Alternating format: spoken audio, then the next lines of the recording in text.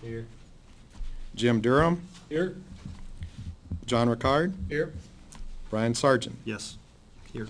Rob Roy Parnell, Here. Ron Menard, Here. Kathy Ann Riley. Here. Okay, we have everyone in attendance today, so we definitely have a quorum.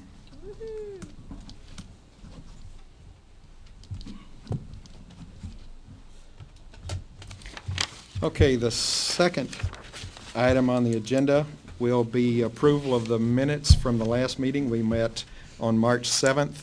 I'm guessing that everybody had a chance, if they wanted to have a chance, to review those minutes.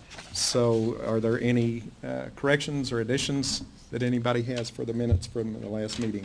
Yes, I have a couple of corrections. Okay? On the fourth paragraph, it begins regarding the public comment from Carol Pruitt at the bottom. Last sentence, it's technical memorandum 2014-24, not 26. Okay. And two paragraphs below that, were first overview of the technical memorandum, that's technical memorandum 25. And I believe that that Norman presented that for work group discussion, consideration as opposed to board adoption.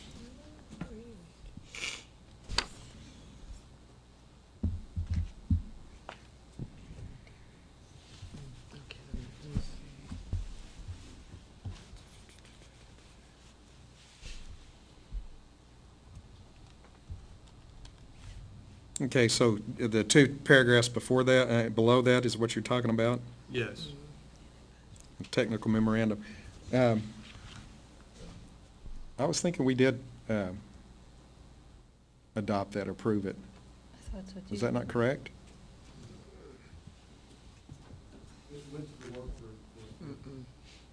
No worries. Oh, yes. We took the work group for approval? No worries. Yeah. Is this the door? Yes. Yes, the door. Bob Posey, Yes. Architecture Barriers Program Manager.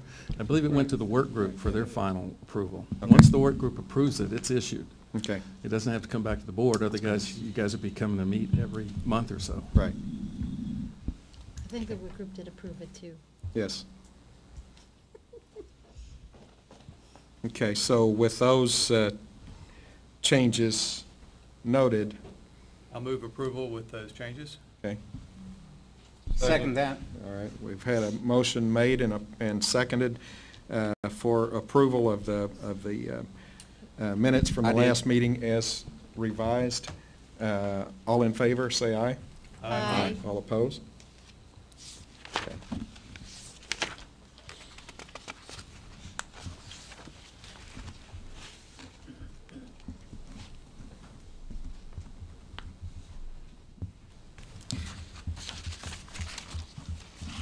Okay, so the next item on the agenda is public comment, and I do have one person who has signed up to make public comment, and I'll welcome Carol Pruitt to the microphone.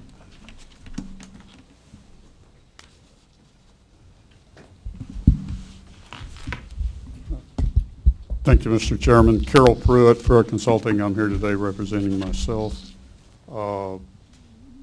The update of the accessibility procedures, RAS procedures, has been an issue that we have been talking to the department for about some time.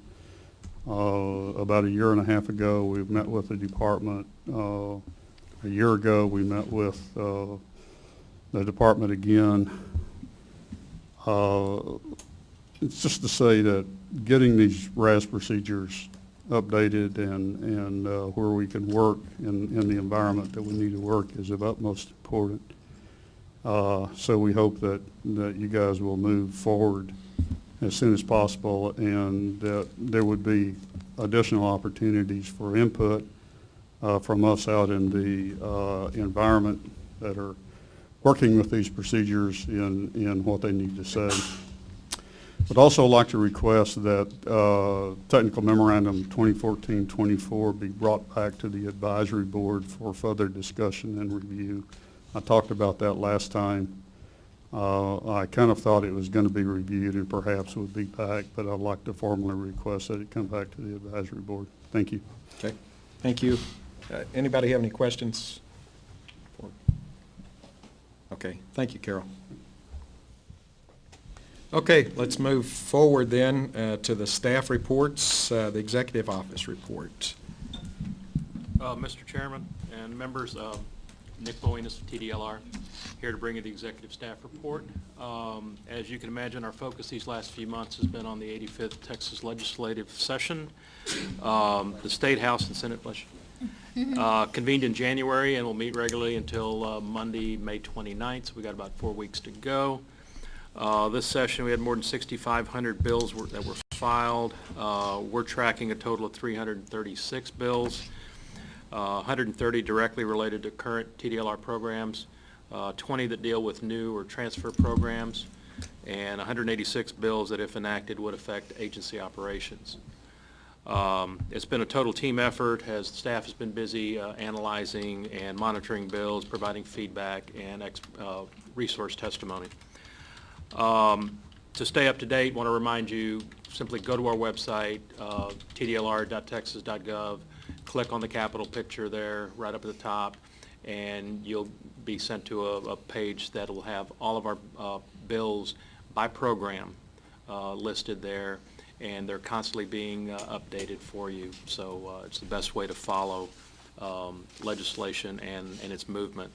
Want to also remind you, please like us on Facebook, follow us on Twitter, but also wanted to go back to the website for just a minute and share with you some web traffic numbers as they pertain to this program. Last year, 2016, we had more than 9.5 million page views on the TDLR website. The Architectural Barriers website had the 5th largest amount of traffic with more than 313,000 page views last year. And as for mobile device usage, 14% of those folks that accessed the Architectural Barriers site did so from a mobile device, and that's compared to 86% that did it from a desktop computer. The top reasons for visiting the Architectural Barriers website, the number one reason is the Texas Accessibility Standards for Architecture. 2 was to register, search projects and licenses. 3 was information on administrative rules. 4 was registered accessibility specialist procedures. And the 5th reason was to technical memorandum. Are there any other questions? Okay. Thank you. All right. I do have one question on the, Yes, sir. legislative bills that you're following. Can you tell us if there are some that specifically are involved with architectural barriers, either directly or indirectly? You want to address, George or Bob, want to address that? I'll take a stab at it. Okay. Sorry to put you on the spot, but. No, that's what I'm here for. To be put on the spot. So, there's one, good morning, my name is George Sherman, Director of the Compliance Division here at TDLR. In answer to your question, Mr. Pierce, there's one bill in particular that actually would amend Chapter 469, the Architectural Barriers Act, and that's House Bill 1120. And the caption is relating to the authority of a political subdivision to issue a building construction permit or final certificate of occupancy for a building or facility required to meet certain accessibility standards. And the substituted version, it was heard in committee and then voted out of committee on 0427. They did a substitute. The substitute adds a study. It's the latest action on 427 reported favorably as substituted, so it was voted out of committee, and that's where it's at right now. Okay. There's 2 others that the same representative introduced that relate to the ADA. Excuse me. One, it asks schools to make sure that the ADA is considered in their curriculum, architecture schools. And the other would mandate that architects have at least 1 hour of CE on accessibility. The bill about the schools has not been heard. The one about the architects taking continuing education, that's been heard in committee, and that's the last thing that happened on that. Okay. And that's 1120. yeah, 21. The three bills are House Bill 1120, House Bill 1121, House Bill 1123, if you want to go. The 1RCE, George, what difference is that compared to what currently is under the requirement under TVAE? Good question, Mr. Parnelli. I had the same, I had the same question. It turns out that in current statute, in current law for architects, it says that continuing education must cover accessibility. It doesn't mandate a particular period. The rules for architects mandate at least 1 hour per year of accessibility training. This would just be an alignment to. Pretty much, yeah. Thank you. Oh, well, thank you, Bob. There was one other bill that relates to assisted living facilities and the standards used in those facilities.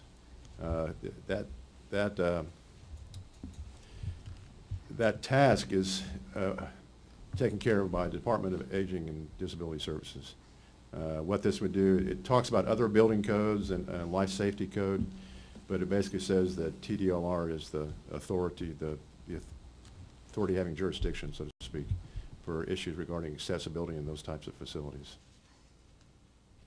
That had a hearing, and it too is moving through the process. I can't remember exactly where it's at. I think it got voted out of committee. And may have So gone then that over. would remove that responsibility of those inspectors that currently work for DARS? Or would it just refer DARS personnel to you on issues related to compliance of accessibility? What it basically does, it says that, my name is Bob Posey, Architectural Barriers Program. You guys know who I am. I forget there's an audience. But basically what it. You're unforgettable. That's, goes without saying. But, before this goes farther downhill, it basically points out that if the inspection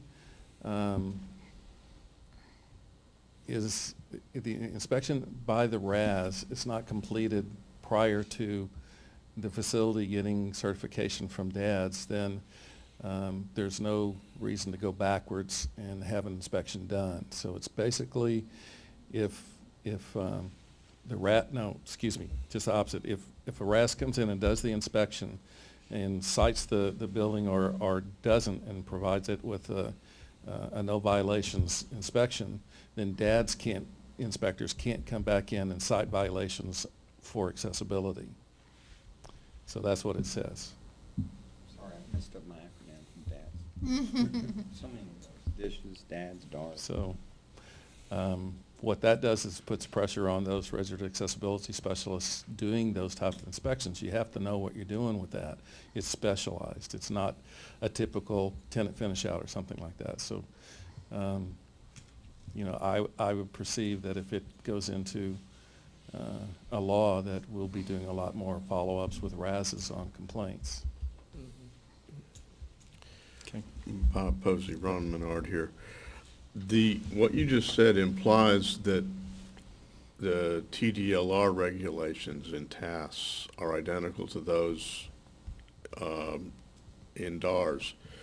No, it's not DARS. It's Because I DADS. was going to say, I DADS. didn't think that they were identical. No, but what DADS does is says anything that in an assisted living facility that's required to be accessible must comply with tasks. So Okay. that's where the RASs come into play on that, because we're the only ones that can legally certify compliance with the Texas Architectural Barriers Act. Right. Okay, thank you. Welcome. Anybody else? Thank you, and thank you. Okay, the Compliance Division report. That would be me, Bob Posey, Architectural Barriers Program Manager. Public outreach, we're in the mode, or we continue going down the accessibility trail with Teaching the Academy, and I've recognized a couple of staff members, Norman Kiki and Chris Cooper. They're the primary folks that teach the Academy now. I'd say about a year or so ago, or a couple of years ago, Norman came to me and said, let's cut it down to 2 days instead of 3, because by the third day, people are bored and tired. 3 days of 8-hour classes is difficult. We've also, which I agreed to do, if they could show me that it could be done, which Norman did, we've have a person that yesterday celebrated her 2-year anniversary with being with the AB division. She has a background in education, and she has been pretty instrumental in making the academy more interactive than it has been. So we're, I think, maybe the third or academy now where we've had this interaction with the audience, and the audience seems to love it. They have demonstrations, where people are from the academy are allowed to volunteer for being in half a session in a wheelchair, and you have to do everything that you would not normally have to do, including going and doing circles. I mean, it's pretty interactive, and it's not boring anymore. It's not sitting reading from the front to the back. It's really getting people to understand a concept that may be foreign to them. So we've had some really good success. We're also looking at trying to do some stuff that's sight impairment related. So we're really trying to make it to the point where you remember the academy, other than just going there to read something that you're probably going to apply, once in a while. We're trying to get it memorable. We also want it to be substantive. We want people to understand what it is why they have to do this. So in cutting it down to 2 days, it cuts a lot of the law and the rules out of it. That kind of thing is less, it's less important than actually making sure that you understand what needs to be accessible and how to make it accessible. We're trying to get in with some of the community colleges. We've had some pretty good success doing an academy, not really an academy, but just basically a learning experience for some of the community colleges where, a track might be, instead of being a project manager for construction, you might want to become a RAS. So the whole goal for that is to try and get in with the younger folks, because the RAS population, the licensees, is aging out, as so are state employees. But we want to try and get people to understand, that there is a very, good job related to accessibility that they can participate in.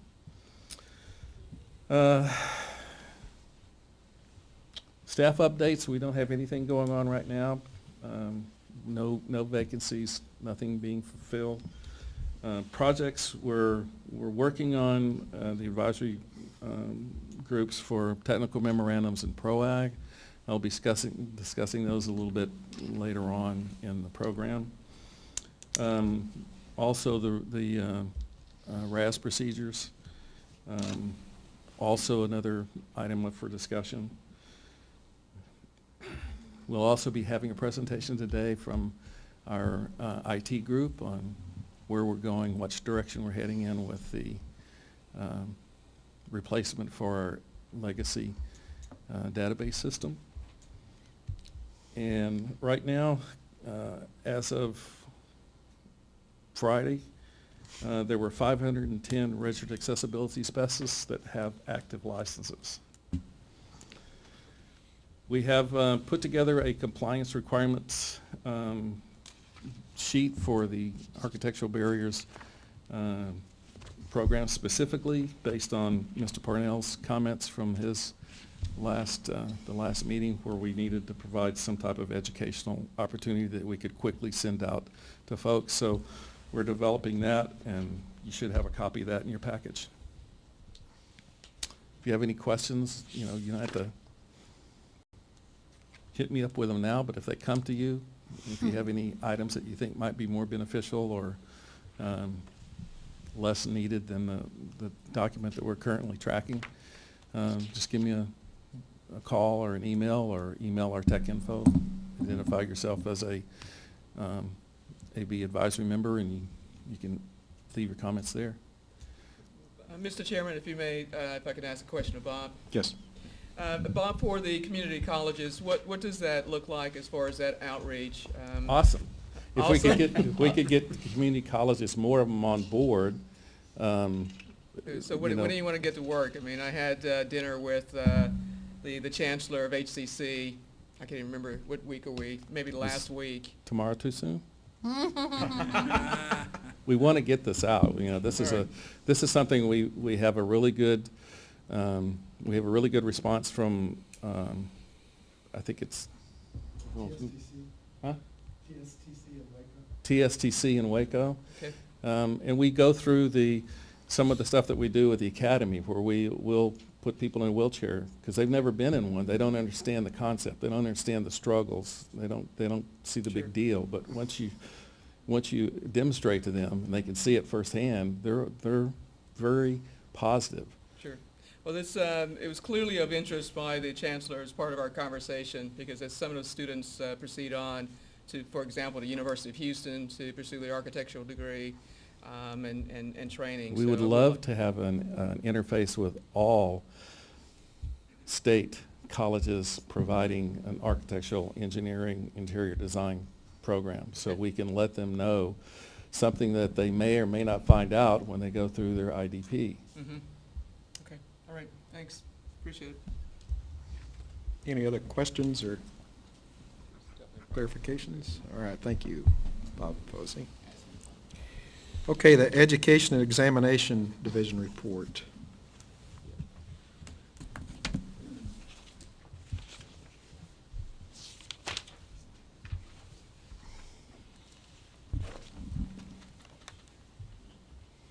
Good morning, Chairman and Board. It's nice to see you all again.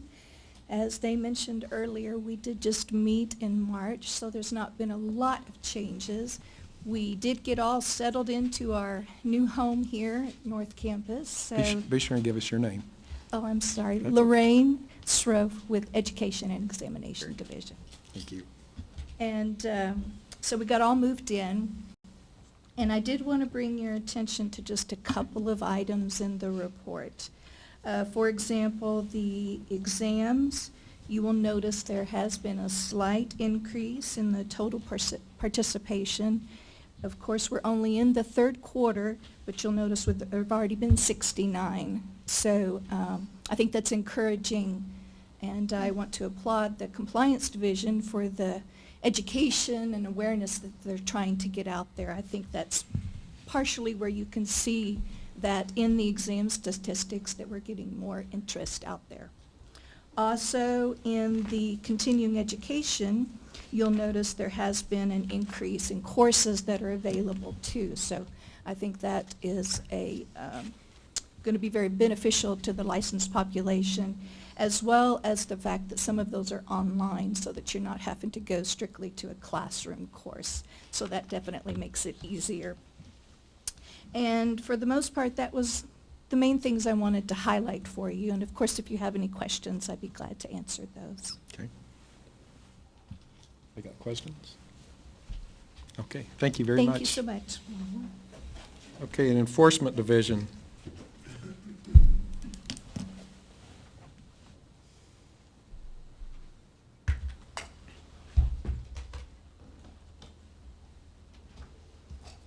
Good morning. Good morning. Morning. I'm Dawn Burton. I'm a new prosecutor in the Enforcement Division, and this is my first time providing the staff report to the board.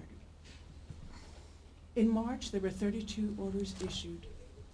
All of those were agreed orders, and they ranged in penalty from $500 to $1,500. There were two types of violations. The first type of violation was for failure to schedule an inspection within 1 year of completion of construction. This was by far the most common type of violation. The proposed penalty for all of these cases for this type of violation was $2,000, and that's a full amount, with a proposed reduced penalty of $1,500. This is a Class A violation. All of the cases settled for amounts between $750 and $1,500. The second type of violation was a violation of the Texas Accessibility Standards. This was a Class B violation. There was one case, and the respondent was a first-time violator. The full amount of the penalty was $2,000 with a proposed reduced penalty of $1,500. Dawn, I'm Mary Yes. Winston. Could you speak up just a little bit? I'm yes. getting someone pulling on their ear in the hall. Okay. Thank you, Sorry. Tamala. The full amount of the penalty was $2,000, and the proposed reduced amount of the penalty was $1,500, but this case ultimately settled for $500. Of the 32 agreed orders that were issued, all of the administrative penalties were collected, so there's no outstanding balance for that time. Do you have any questions about the enforcement case summaries? Anybody? Okay. All right, thank you. On the statistics, Mhm. the statistics for today's report is for fiscal year 2017 through March.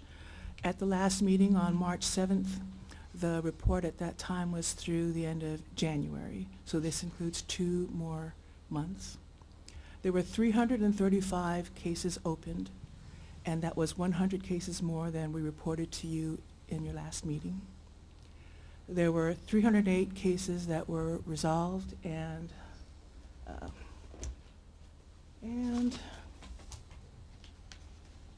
I believe that was 126? Yes. 126 agreed orders.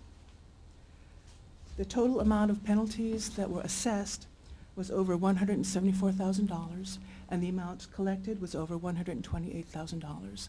This left an outstanding balance of $46,500 that have not yet been collected. Do you have any questions about the statistics? Anyone? And I'm available for any questions you may have. Okay. Very good. Thank you Thank very you. much. Okay, the licensing division report. Mr. Chairman? Yes. In our licensing division, our director's traveling, and the employee who normally does the report had a death in the family, Oh. so could not make it. And to her credit, I received a text, an email, a fax. So it's, and when she watches this, Chloe, I'm doing your report. But it's a very short report. It's just saying the number of licenses issued new, renewed, and the total population. That fiscal year 2017 number is through the 3rd quarter. Okay.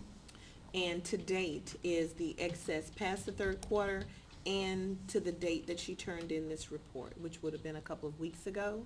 So any questions that you would have, please forward them to me, and I can get them to you, and we'll get an email back to you. Okay, very good. Thank you. Okay, so the next item on the agenda is the report from the Rules and Technical Memoranda Work Groups. Bob Posey. Bob Posey, Architecture Barriers Program Manager. There's really not a whole lot to report on these 2 work groups.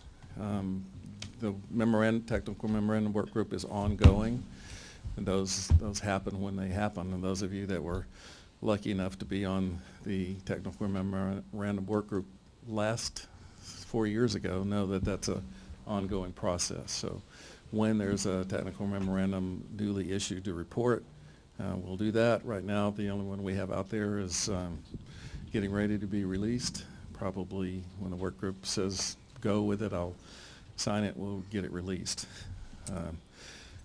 Other than that, we're all caught up on that one. Okay. Any questions? Anybody? Okay. I'm staying, 'cause I know. Okay, the next item is a presentation on the future architectural barriers system, and one of our committee members thinks that this is a really good thing and was ready to skip only to this one, so we're primed and ready for this. And before agenda. Teresa starts, I want to just kind of sing her praises. She works magic with what she does in our systems. She really does. And we called on her to not only handle creating this system and working with the team and taking the forefront with it, we said, hey, could you come and please present it? And a lot of the times, our IT people don't want to be on the camera. And so we didn't have to twist her arm too hard. We just said, could you do this? I didn't want to limit her time. I don't think she will waste our time, but I wanted her to take the time to explain it to the best of her ability and to answer any questions. So I'm not limiting her. I don't know how long it will be, but I know she did a fantastic product. Okay, and with that build-up, don't feel any pressure. She can do it. Good morning, advisory board members. My name is Teresa Alvarez with the IT department here at TDLR. You'll probably I've been- want to pull that mic a little Oh, bit okay. closer, because I think, yeah, you're pretty soft-spoken. Is that too. better? Yes, that's good. Okay. Thank you. Is that okay? Let me know. All right.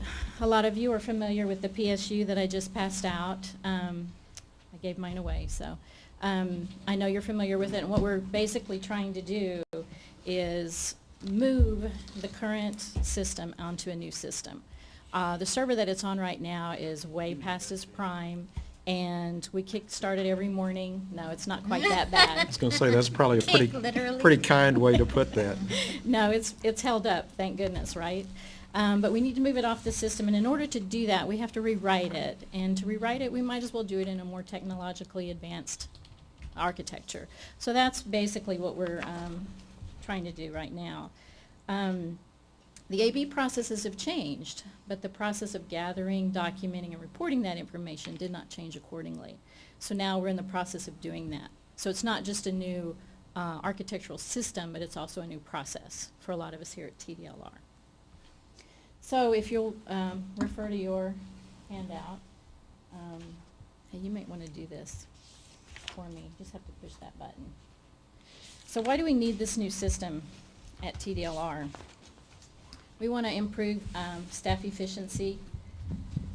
The current system doesn't allow for us to advance technologically. It doesn't allow us to improve it in any way. And so that's why we need to improve staff's efficiency with this product.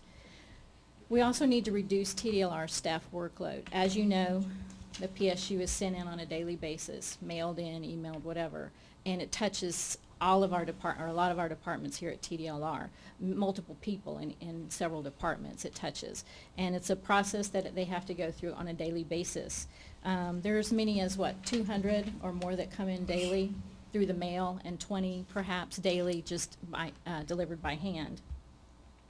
We also want to improve the work process flow so that everything's more efficient, so that we get the updates in a more timely manner, and you know the status of projects in a more timely manner.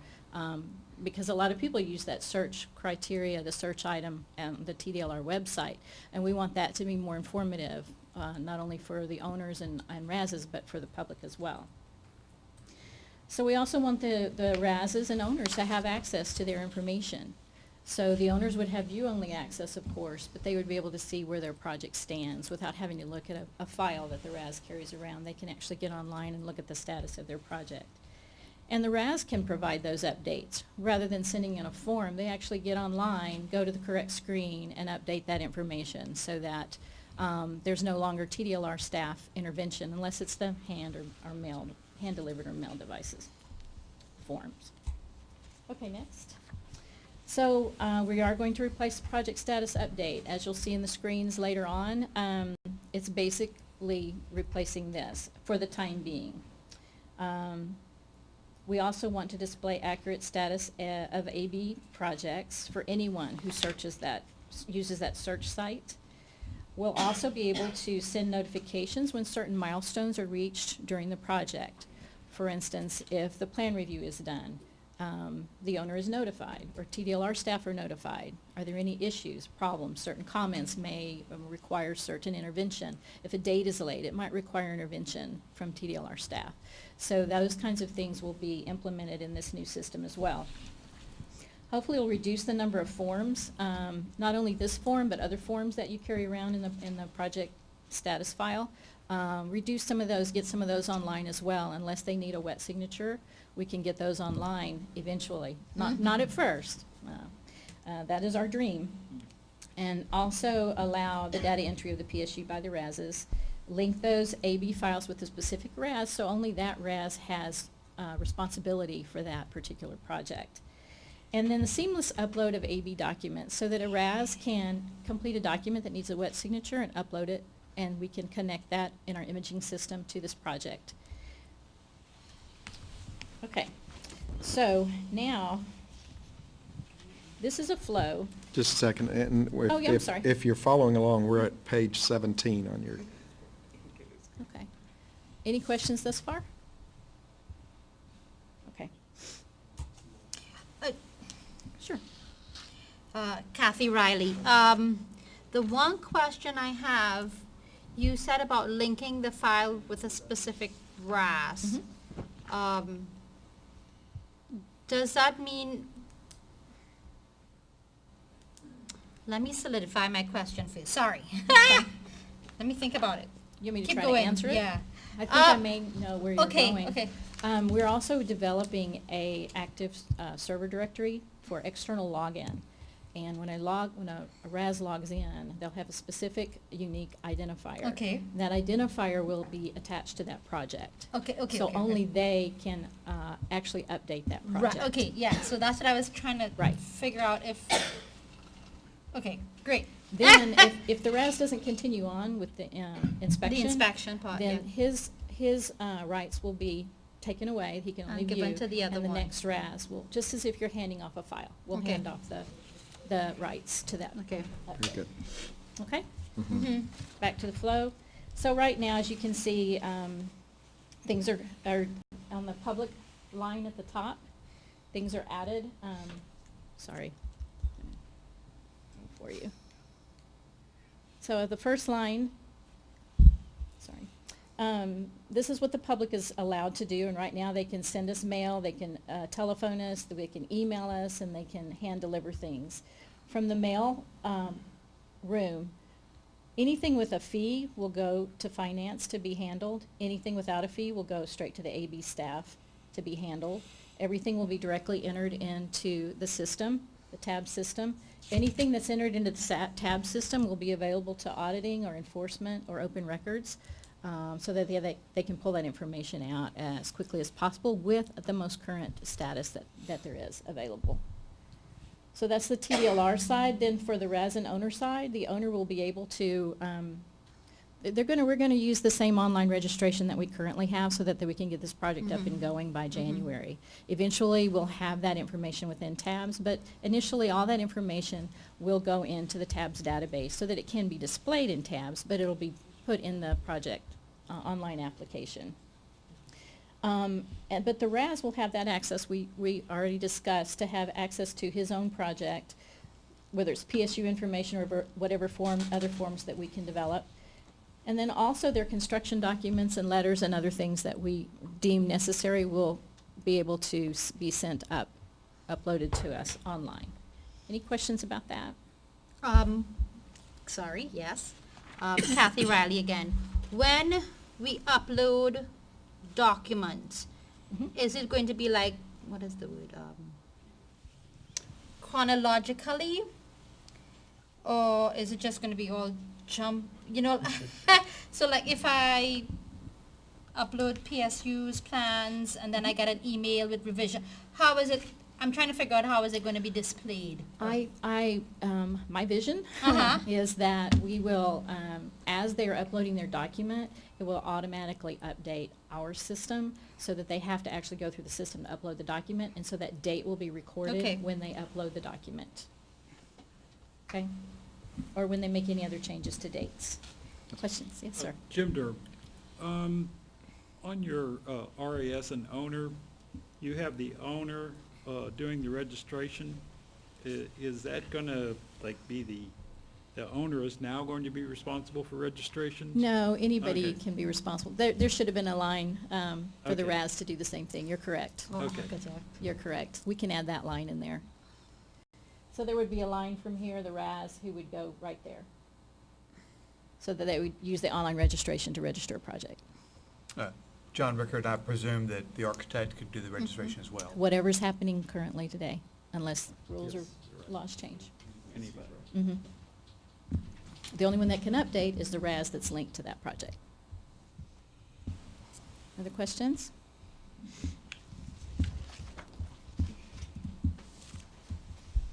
All right, so now we're just going to go through a series of screens, and notice they're marked draft because these are just mock-ups of what we would desire. You'll notice that, sorry, at at the top, you'll see a series of tabs, whether it be the plan review, inspection, or whatever. You can get to that tab quickly. This is something that Bob has wanted for a long time. It's just a bar, status bar. Green means it's already been done, orange would mean it's in the process, and red it hasn't been done yet. And this would be your ROT, your record of transactions, so that you would know exactly what's going on. You can look here and see its inspection. Why is it still in inspection?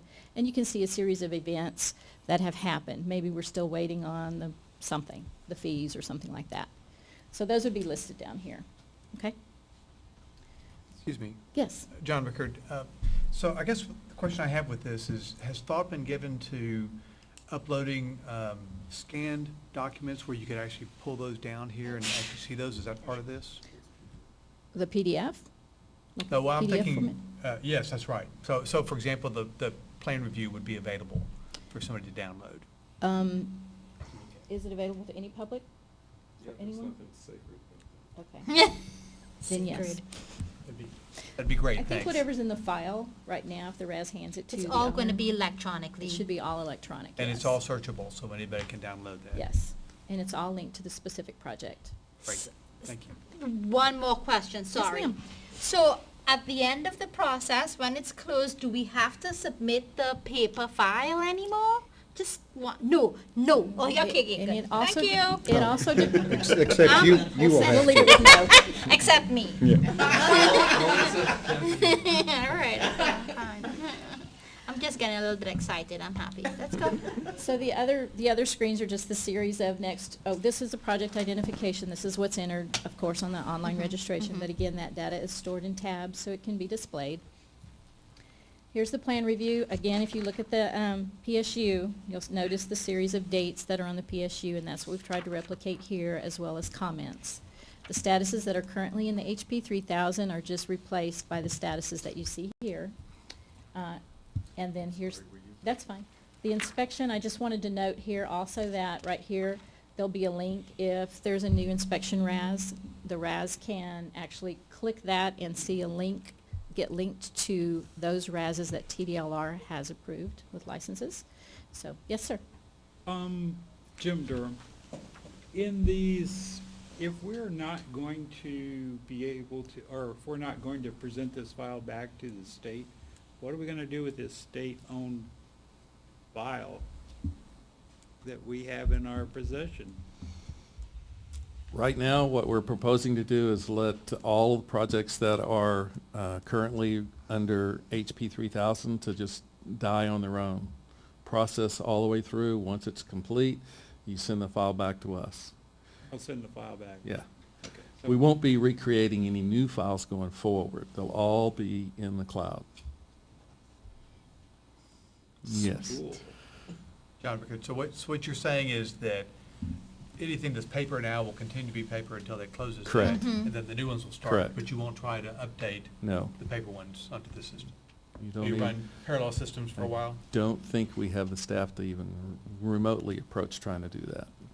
The database currently is, I'm just guessing, it's over 100,000 projects active.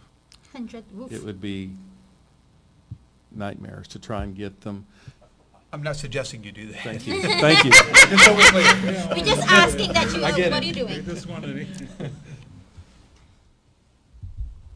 All right, I don't know if you want to go through each and every screen, but they're pretty similar, just the dates and the contacts. And from these screens, we'll have updates and notifications for TDLR staff when necessary. Sorry, up on the top, the tippy top, you have register project, update project, plan review, inspection. Did you define tippy-tippy? I assume it's right here. Think about when you're trying to tippy toe. Sorry. I am assuming, and I could be wrong, but these are like uploads of, is it like the upload of the plan review? These are just tabs so that you can go straight to the screen for data entry. Okay, We'll so have- it's not, you don't go to that screen to get a copy of the plan review? Or that might be part on the screen? Yeah, these are Okay, just okay. mock-ups, so that will probably be something on the screen. Do you want to download the plan review? What documents do you want? We'll have a list, and you can get those documents, I assume. Still a work in progress, right? Yes, sir. Yes. I You all have big visions as well. Yes. Let me just say, this is great. Yes, no Some of kidding. us have been Happy talking about camper. this for 15 years. Yes, we have, I know. Everyone I talk to is like, Okay. please. Timeline. All right, so any questions on any of the screens? I know you've had them to review a little bit, so. So here's the timeline. This is very, very, very, very, very condensed. Promises were made, so we're going to try to take this into consideration. We are looking to hire a contractor programmer that will be dedicated to this project so that we can get this underway and get it complete. So the first 3 months will be updating him, getting him familiar with requirements, architecture, data model. Then he can start coding on the PSUs. We also have another programmer that's going to be working part-time on this as well. We'd have to convert the data, system testing, et cetera. Develop the identity server is the server I was talking about where you can allow external logins. So that's new to TDLR, to have it very secure and in a secure manner. So that's what we're also developing. And then the last part would be the RAS access so that we get that portal exactly the way it needs to be for you to get what you need to get and RASs to get what they need to get. Training and then implementation hopefully in January. I threw hopefully in there. What year? What year? It Ambitious. says 2018. It's a 2018. huge project, and we'll do everything in our power to document it so that it can be coded quickly. The testing and the system testing and the user acceptance testing is another area that might take a bit of time. Okay. Any other questions? I just want to say that we're very excited about these first steps of getting this put together. It looks very, very good and very well done, and the way it's designed, setup of the design looks extraordinary. So thank you very much for your work. I appreciate all the people at TDLR that have helped as well, like Carmen and Laura. Sorry? So I had one question, Sharon. So our timeline of implementation, this is going to take some refinement of the procedures to comport to. I'll wait. I did put the RAS file documentation at the end of the slides if there needs to be any discussion on that, but anything else? Okay. Thank you very much. I appreciate your Thank you for time. report. Thank you. Thanks, Teresa. You're welcome. Okay, so I guess we're on to item H on the agenda, the RAS procedures. That would be me, Robert Posey, Architecture Bureau's Program Manager. We do have a work group set up to do RAS procedure. So the decision, I think, to put that group on hold until this gets further developed, I think is very essential.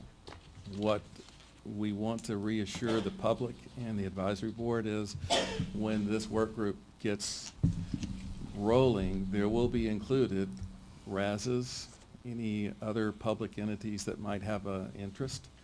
This I foresee to be a fairly decent-sized work group. APA members have expressed an interest to be a part of this, and I have no problem with that, but if we have APA members, then we need to try and research and invite some resident accessibility specialists that aren't a member of APA so that it becomes well-rounded. So this will be a work group that is probably going to come into fruition after January.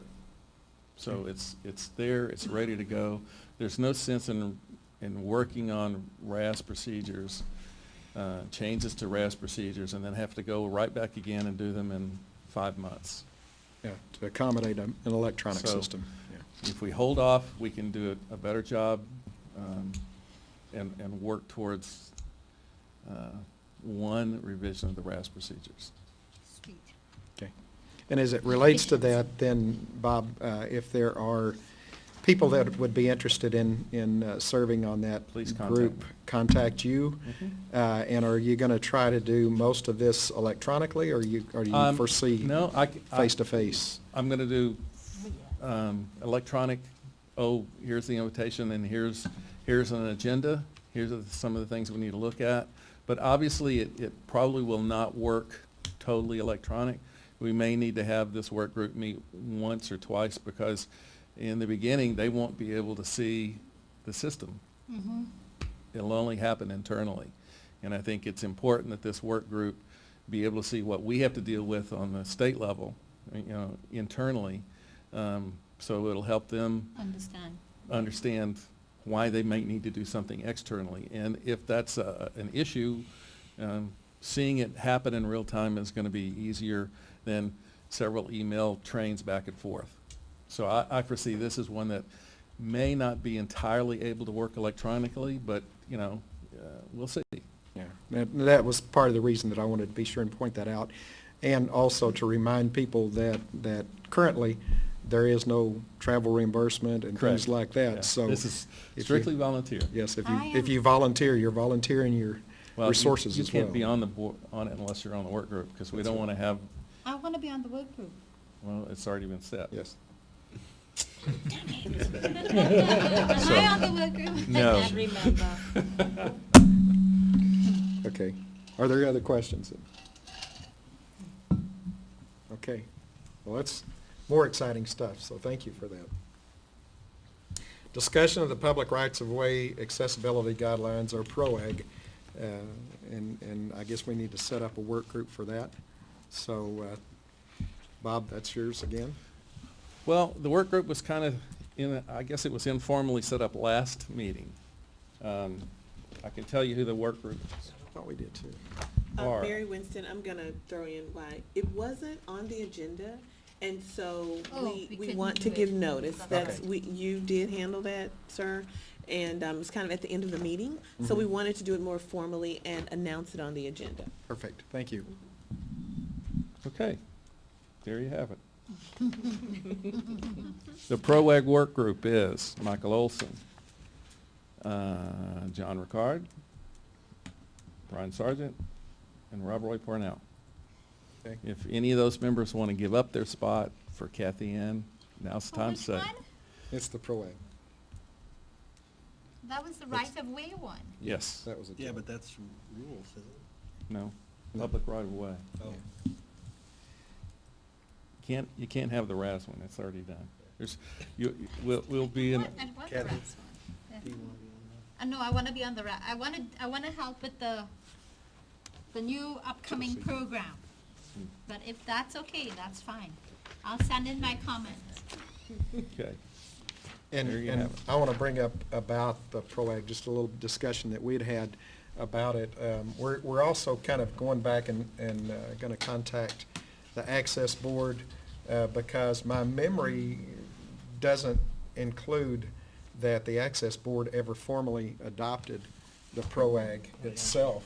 And I remember that the things that were holding them up are things like how to deal with roundabouts and some of those things that are really kind of difficult access questions. And so I didn't think, I know that the draft was adopted by the Department of Transportation, that is now the, whatever they are, Highway Administration.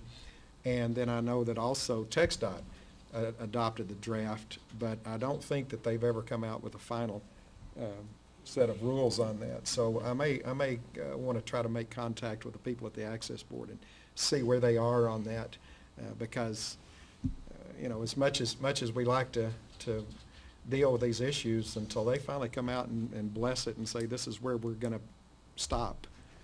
Well, we kind of are already having to deal with it. The whole Mhm, yeah. purpose of pushing PROAG at the rule change was basically to help out TxDOT, because TxDOT gets federal funding. They don't have a choice.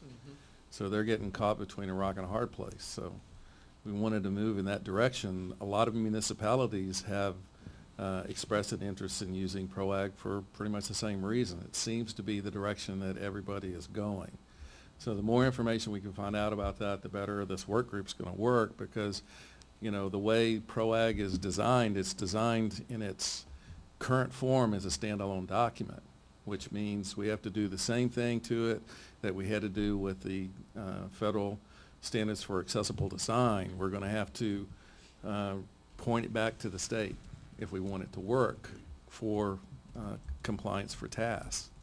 So I see this work group as also going to be a work group that's probably a long-term work group and it may have many players. I know TxDOT has expressed an interest in having a representative on the work group. There might be federal folks that want to get involved with this. I know someone that I would like to have on the work group, Elizabeth Hilton. She used to be with TxDOT. Now she's moved up to the Federal Highway Administration. So I haven't contacted her yet, but I mean, that's the type of people we need on this work group, because we'll be setting standard, precedent here if we go forward the way we go forward, and we kind of need to do that. We're one of the few states that has an accessibility law on the books, so. Okay. Yeah, and if anybody is wondering how all that works, the outdoor developed areas is also one that is designed as as a standalone set of standards, and so it'll be kind of that same sort of concept, is that this is, we need to make it so that it's We need to point it back to the state. agrees, but also, but that they are a separate set of standards. Mary Winston, Bob, are you our internal point of contact for this? Absolutely. All right. Okay. Any other questions about the PROAG? And that kind of rolls us into the next agenda item, and don't leave quite yet, Bob. Because we wanted recommendations for agenda items for the next meeting. About the only thing that I think that we've got right now would be that, if the PROAG work group, and that's really kind of got probably some distance Yes. before we know what that's going to be. There was discussion about the possibility of meeting again in September, but the real big issue, I think, for our next meeting will be that the procedures work group, and possibly then the PROAG. And that's, so I think we're really looking for, really, Something next year. yeah, maybe after the first of the year. Does anybody have any feeling about that? Any comment they want to make? I would just say that I thought that both John and Brian brought up some good points in the work group. It was really more questions than it was anything about how all this is going to align, and I would like for us to continue that discussion and try to maybe, as a work group, we work together on that to hopefully, if there are personnels who might be interested in being on that, get them involved. And I think while we wait for the next meeting, that doesn't preclude us from having some discussions about how this does point back to the state that we don't have. But I thought that John and Brian, but both of them, it wasn't about solving, it was like, how do we address this? How do we address this?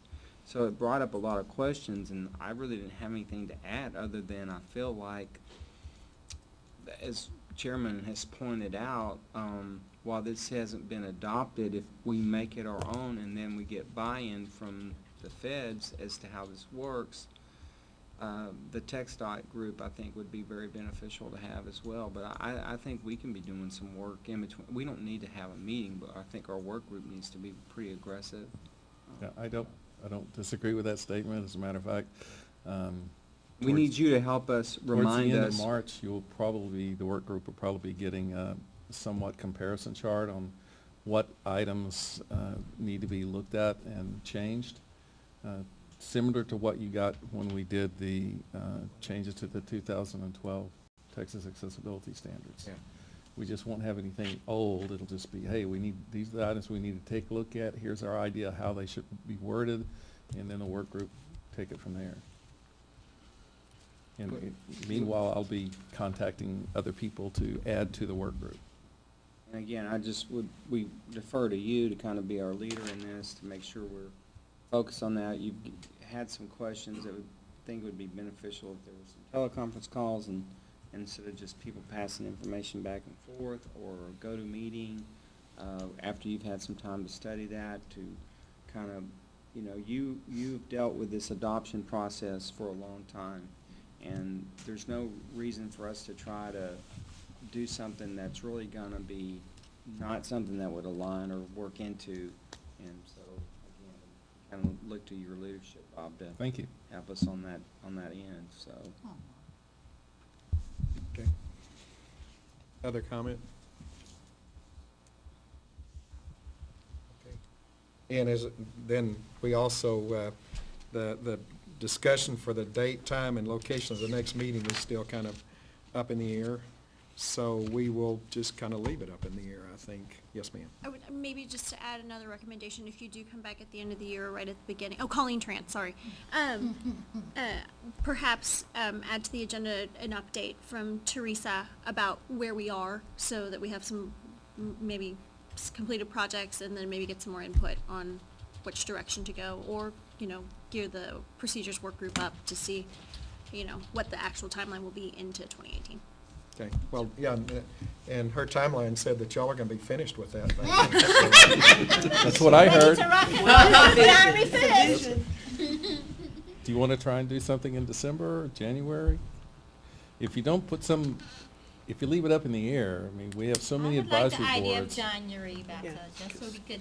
we'd lose our spot, so. Yeah, January, I think, especially because it kind of coincides with that date, and, if we had to push that back, it'd be a good time to find that out and see Right. kind of where we are, so. John, Is there- Let me see the time. Everybody agree with that? Also, Bob, Mary Winston, this would give you and Commissioner Collier some time to discuss with HCC, carrying over this training for accessibility. Maybe an update on That's that. critical, critical. You've just Yeah. volunteered for a whole bunch Yeah. today. There we go. Okay. Guess I'm not retiring this Okay, year. yes, critical time period, okay. Were you planning on No, it? you have to stay. Sure, right. Do we have a date in January that you, or what is that, too far out in the future? Mm-hmm. Me too. Everything's Mhm. available right now for January, so, Bob? Okay, do we like Tuesday dates? Yes, Tuesday's good? yes. Tuesdays are better. Okay, I'll just point out that the 15th, Monday, is Martin Luther King's birthday, which is a holiday, so the 16th will be the day after the holiday, and that might affect your preparation for the meeting, so that might not be the best day to stay. So 23rd then? We're gonna have January 9th or January 23rd, that's on a Tuesday. let's go with the 23rd. Does that sound good? Everybody put that down. Same time? And remember, that last number is 18. Hard to imagine. Right. Okay. Are there any other items? Did we have to make a motion to re-review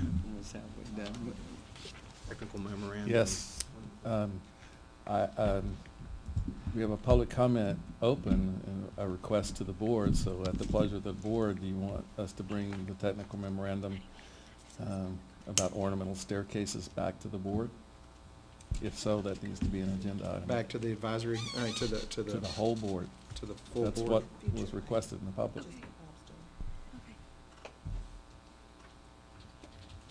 Is this gonna be part, Mary Winston, of one of the work group discussions? No, the work group has already discussed it.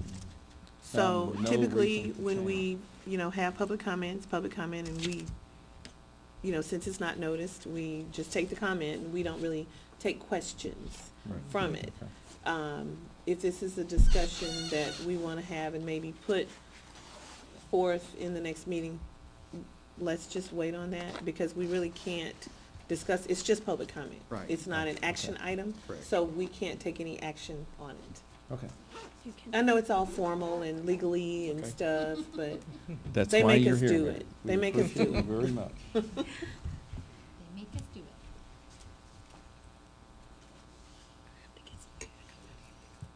Yeah, just put it in the Dropbox. Yeah, okay, thanks. Any other items? Do I hear a motion to adjourn? I'll make that motion. I'll second. All right, motion's been made and seconded to adjourn. All in favor, say aye. Aye. We are Thank you. adjourned.